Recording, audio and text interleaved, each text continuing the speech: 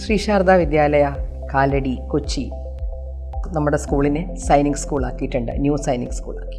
2024 തൊട്ട് നമ്മൾ ഈ സൈനിക് സ്കൂൾ തുടങ്ങുവാണ്. ആദ്യം അഡ്മിഷൻ എടുക്കുന്നത് 6ാം ക്ലാസ്സിലേക്കാണ്. 6th സ്റ്റാൻഡേർഡിലേക്കാണ് കുട്ടികളെ ആദ്യത്തെ അഡ്മിഷൻ എടുക്കുക. അതിൽ നമ്മൾക്ക് ഉള്ള സീറ്റിൽ നിന്നും 60% സീറ്റുകൾ ശ്രീശാരദയിൽ തന്നെ പഠിക്കുന്ന കുട്ടികൾക്ക് വേണ്ടി ഉള്ളതാണ്. പക്ഷേ എന്നാലും ആ കുട്ടികളും നമ്മളുടെ ഓൾ ഇന്ത്യ സൈനിക് സ്കൂൾ എൻട്രൻസ് എഴുതണം. ഈ സൈനിക് സ്കൂൾ എൻട്രൻസ് നടത്തുന്നത് NTA ആണ്. എല്ലാ വർഷവും ജാനുവരി മാസത്തിലാണ് എൻട്രൻസ് നടത്തുക. ഈ ടോട്ടൽ സീറ്റിൽ നിന്ന് ഞാൻ നേരത്തെ പറഞ്ഞതുപോലെ 60% സീറ്റ് ശ്രീശാരദയിൽ തന്നെ പഠിക്കുന്ന കുട്ടികൾക്കും, അതേസമയം 40% സീറ്റോളം നമ്മൾ ഓൾ ഇന്ത്യ എൻട്രൻസിൽ നിന്ന് ഇന്ത്യയുടെ പല ഭാഗത്തു നിന്നുള്ള കുട്ടികൾക്ക് ഓപ്റ്റ് ചെയ്ത് വന്ന് പഠിക്കാവുന്നതാണ്. ഇവിടെ ഇപ്പം 2 സിസ്റ്റം വരും ഈ സൈനിക് സ്കൂൾ വരുമ്പം. ഒന്ന്, റെസിഡൻഷ്യലായിട്ട് സൈനിക് സ്കൂളിലേക്ക് ഓപ്റ്റ് ചെയ്യുന്ന കുട്ടികളും ഡേ സ്കോളേഴ്സായിട്ടും ഓപ്റ്റ് ചെയ്യാൻ പറ്റുന്നതാണ് ഇതിൻ്റെ ഒരു പ്രത്യേകത. ഡേ സ്കോളേഴ്സ് എന്ന് പറയുമ്പോൾ നമ്മളുടെ കുട്ടികൾക്ക് രാവിലെ ഈ സ്കൂളിലേക്ക് 7 മണിക്കൂടെ എത്തണം. അതേസമയം ഒരു 5:30-6 മണി വരെ ഇവിടെ സ്പെൻഡ് ചെയ്യേണ്ടി വരും. കാര്യം അതിൻ്റെ കരിക്കുലം കുറച്ച് ഒരുപാട് കാര്യങ്ങൾ അവിടെ കുഞ്ഞുങ്ങളെ പഠിപ്പിക്കാനുണ്ട് ഈ സൈനിക് സ്കൂൾ കരിക്കുലം അനുസരിച്ച്. ഹോസ്റ്റലിൽ തന്നെ താമസിക്കാനുള്ള സൗകര്യങ്ങൾ ഞങ്ങൾ ഒരുക്കുന്നുണ്ട്. ഞങ്ങൾക്ക് റെസിഡൻഷ്യൽ ഫെസിലിറ്റി ഞങ്ങൾ അറേഞ്ച് ചെയ്യുന്നുണ്ട് കുട്ടികൾക്ക് വേണ്ടി.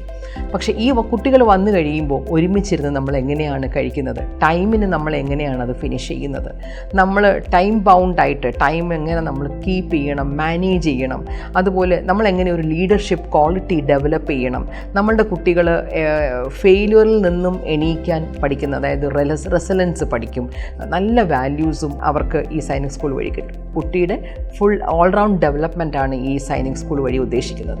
ഈ റെഗുലർ സ്കൂളിലെ സ്റ്റുഡൻസിൽ നമ്മൾ സാധാരണ വരുമ്പോൾ നമുക്കൊരു 8 മണി തൊട്ട് 3 മണി വരെയോ അല്ലെങ്കിൽ 8:30 തൊട്ട് 3:30 വരെയോ ഒക്കെ ഉള്ള ടൈമാണ് നമുക്ക് കുഞ്ഞുങ്ങളെ CBSE സിലബസ് അനുസരിച്ച് പഠിപ്പിക്കാനുള്ള അവസരം കിട്ടുക. പക്ഷേ സൈനിക് സ്കൂളിൽ എൻറോൾ ചെയ്യുന്ന കുട്ടികൾ കുറച്ച് നേരത്തെ വരികയും, കാര്യം അവർക്ക് ഏതെങ്കിലും ഒരു സ്പോർട്സ് ആൻഡ് ഗെയിംസ് നിർബന്ധമാണ്. അവരെ അത് ട്രെയിൻ ചെയ്യും. ഓരോ സ്പോർട്സിനും ഗെയിംസിനും ഡിഫറെൻറ്റ് ട്രെയിനേഴ്സ് കാണും. അവർക്ക് ഒരുപാട് കൾച്ചറൽ പ്രോഗ്രാംസിനും അവരുടെ പേഴ്സണാലിറ്റി ഡെവലപ്മെൻറ്റിൻ്റെ ഭാഗമായിട്ടും അവർക്ക് NDAയുടെ എക്സാം എഴുതുമ്പം ക്വാളിഫൈ ചെയ്യാനും, കോമ്പറ്റീറ്റീവ് എക്സാമിനേഷൻസ് 12th കഴിഞ്ഞ് പോകുമ്പോഴും അവർക്ക് വരുന്ന എല്ലാ കോമ്പറ്റീറ്റീവ് എക്സാമിനേഷൻസിന് വേണ്ടിയുള്ള പ്രിപ്പറേഷൻസും ഇതിൻ്റെ കൂടെ തന്നെ നടക്കും. കുഞ്ഞുങ്ങളെ നമ്മൾ ആദ്യമായിട്ട് ട്രെയിൻ ചെയ്യുന്നത് ഈ സൈനിക് സ്കൂളിൽ NDAയ്ക്കും അല്ലെങ്കിൽ പാട്രിയോട്ടിക് ഫീലിങ്സിനും ഡെവലപ്പ് ചെയ്യാൻ വേണ്ടിയും മിലിറ്ററി ട്രെയിനിങ്ങും ഒക്കെ ഉണ്ടാവും. പക്ഷേ അതിൻ്റെ കൂടെ തന്നെ കുഞ്ഞുങ്ങൾക്ക് കിട്ടുന്ന ഒരുപാട് കാര്യങ്ങളുണ്ട്. നമ്മളുടെ മക്കൾക്ക് ഒരു മടിയും കൂടാതെ ഏത് കോമ്പറ്റീഷനും അവർക്ക് പാർട്ടിസിപ്പേറ്റ് ചെയ്യാനുള്ള ഒരു ഇമോഷണൽ സ്ട്രെങ്ത്താണ് അതിൽ കൂടെ കിട്ടുന്നത്. അതൊരു വലിയൊരു ഫാക്ടറായിട്ടാണ് എനിക്ക് തോന്നിയിട്ടുള്ളത്. കാര്യം നമ്മളുടെ കുഞ്ഞുങ്ങൾക്ക് ഇന്ന് കോമ്പറ്റീഷനെ ഫേസ് ചെയ്യാൻ അല്ലെങ്കിൽ അവരുടെ ഒരുപാട് സമയം പല മൊബൈൽസും പല ഗാഡ്ജറ്റ്സും ടെക്നോളജിയുടെ പുറകെ ആയി പോകുമ്പോൾ ഇങ്ങനത്തെ ഒരു കരിക്കുലം അവരെ കുറച്ചും കൂടെ ക്രിയേറ്റീവായിട്ടും ക്രിട്ടിക്കൽ തിങ്കറായിട്ടും കുറച്ച് പ്രോബ്ലം സോൾവ് ചെയ്യാൻ പഠിക്കുന്ന കുട്ടികളായിട്ടും ചുമതലകൾ എടുക്കുകയും ലീഡർഷിപ്പിൻ്റെ ഫ്രണ്ടിലേക്ക് വരികയും ഫിസിക്കൽ ആൻഡ് ഹെൽത്തിന് നല്ല ഇമ്പോർട്ടൻസ് കൊടുത്ത് നോക്കുകയും ഒക്കെ ചെയ്യുന്ന ഒരു കുട്ടികളായിട്ട് നമുക്ക് മാറ്റാൻ പറ്റും. കാര്യം അങ്ങനെയാണ് ആ സൈനിക് സ്കൂളിൻ്റെ കരിക്കുലം ചെയ്തിരിക്കുന്നത്. 10 വയസ്സിനും 12 വയസ്സിനും ഇടയ്ക്ക് പ്രായമുള്ള കുട്ടികൾക്കാണ് ഇതിൻ്റെ എൻട്രൻസിന് വേണ്ടി അപ്ലൈ ചെയ്യാൻ പറ്റുന്നത്. എൻട്രൻസ് ഓൺലൈനിലായിരിക്കും, പക്ഷേ പരീക്ഷ ഓഫ്ലൈനിലായിരിക്കും. കുഞ്ഞുങ്ങൾക്ക് maths, general knowledge, English, reasoning ഇതൊക്കെയാണ് എൻട്രൻസിന് ചോദിക്കുക. ഇതിനാണ് നമ്മൾ നമ്മുടെ സ്കൂളിൽ കുട്ടികളെ ഒരു 3ാം ക്ലാസ്സിലും 4ാം ക്ലാസ്സിലും 5ാം ക്ലാസ്സിലും എസ്പെഷ്യലി 4th-ലും 5th-ലും ഒക്കെ വരുമ്പോൾ തന്നെ ഈ ഒരു ഇൻറ്റൻഷനിലായിരിക്കും നമ്മൾ അവരെ ട്രെയിൻ ചെയ്യുക. കാര്യം എൻട്രൻസ് എഴുതാനുള്ള പ്രാപ്തിയോടെ. ഇപ്പോൾ തന്നെ നമുക്ക് മനസ്സിലായി, ഈ വർഷം തന്നെ നമ്മൾ കുറച്ച് ട്രെയിനിങ് ചെയ്തപ്പോൾ തന്നെ നമുക്ക് മനസ്സിലായി ആ കുട്ടികളുടെ വ്യത്യാസം, അവർക്കുള്ള ഡെവലപ്മെൻറ്റ്, അവർക്കുള്ള ഗ്രോത്ത്. ഇത് ഈ ഡേ സ്കോളേഴ്സായിട്ട് പഠിക്കാൻ ആഗ്രഹിക്കുന്ന, അതായത് ഇപ്പോൾ സൈനിക് സ്കൂളിൽ സാധാരണ നമ്മൾ നോക്കുമ്പോൾ റെസിഡൻഷ്യൽ ക്യാമ്പസ് ഗവൺമെൻറ് സൈനിക് സ്കൂൾസ് എല്ലാം. അപ്പോൾ ഇങ്ങനെ നമുക്കൊരു ഡേ സ്കോളറും റെസിഡൻഷ്യലും ആയിട്ടുള്ളൊരു ഫെസിലിറ്റി കിട്ടുമ്പം അത് മാക്സിമം ഒരു കുട്ടികൾക്കുള്ള ഒരു ഓപ്പർച്യൂണിറ്റിയാണ്.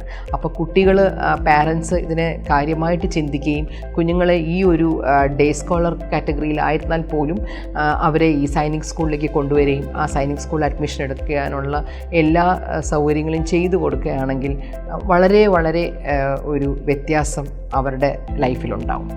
ആ ഒരു ഡിസിഷനാണ് എല്ലാ പാരൻസും എടുക്കേണ്ടത്. കാര്യം ഇത്രയും ഒരു ഓപ്പർച്യൂണിറ്റി നമ്മളുടെ എറണാകുളം ജില്ലയിൽ തന്നെ നമുക്ക് കിട്ടുകയും ഇൻ്റർനാഷണൽ എയർപോർട്ടിൻ്റെ അടുത്ത് ഇത്രയും സൗകര്യത്തോടെ നമ്മുടെ കുട്ടികൾക്ക് പഠിക്കാൻ പറ്റുന്ന ഒരു സൗകര്യം കിട്ടുക എന്ന് പറയുന്നത് ഒരു വലിയൊരു ഓപ്പർച്യൂണിറ്റിയാണ്. സൈനിക് സ്കൂളിൽ പഠിക്കുക എന്ന് പറയുന്നത് റെഗുലർ കാറ്റഗറി പഠിക്കുന്നതിനേക്കാളും വളരെ വ്യത്യസ്തമാണ്. അവർക്ക് യൂണിഫോം സൈനിക് സ്കൂൾ സൊസൈറ്റി പറയുന്ന യൂണിഫോമാണ്. അവർക്ക് സ്പോർട്സിൻ്റെ ആക്ടിവിറ്റീസ് സൈനിക് സ്കൂൾ കരിക്കുലം പറയുന്നതാണ്. അവരുടെ ലീഡർഷിപ്പ് ഡെവലപ്മെൻറ്റ് പ്രോജക്ട്സും എല്ലാം സൈനിക് സ്കൂളിൻ്റെ ഡയറക്ഷൻ അനുസരിച്ച് സൈനിക് സൊസൈറ്റിയും നമ്മുടെ മെൻറ്റർ സ്കൂളായ സൈനിക് സ്കൂൾ കഴക്കൂട്ടവും ഒക്കെ പറയുന്നത് പോലെ ആയിരിക്കും എല്ലാം ചെയ്യുന്നതും. അത്രയും മെറ്റിക്കുലസ് ആയിട്ട് ചെയ്യുന്ന ഒരു പ്രോജക്റ്റാണ് ഈ സൈനിക് സ്കൂൾ എന്ന് പറയുന്നത്. ശരിക്കും ശ്രീ ശാരദ വിദ്യാലയയ്ക്ക് വളരെ സന്തോഷം നമുക്ക് തോന്നാറുണ്ട്. കാര്യം നമ്മൾ പ്രൗഡാണ് നമ്മളുടെ കുട്ടികളെ ഇങ്ങനെ ട്രെയിൻ ചെയ്ത് നേഷൻ ഫസ്റ്റ് എന്നുള്ള ഒരു തോന്നലിലേക്ക് എത്തിക്കുകയും അവരുടെ ഇടയിൽ ഒരു പാട്രിയോട്ടിക് ഫീലിംഗ് ഉണ്ടാക്കുകയും ഏറ്റവും ഇമ്പോർട്ടൻ്റ് ആയിട്ട് അവർക്ക് അവരുടെ ഡിസിഷൻ മേക്കിങ്ങിലേക്ക് നമ്മളവരെ ഡെവലപ്പ് ചെയ്യാൻ പറ്റുന്നതും നമുക്കൊരു വലിയൊരു ഓപ്പർച്യൂണിറ്റിയാണ്.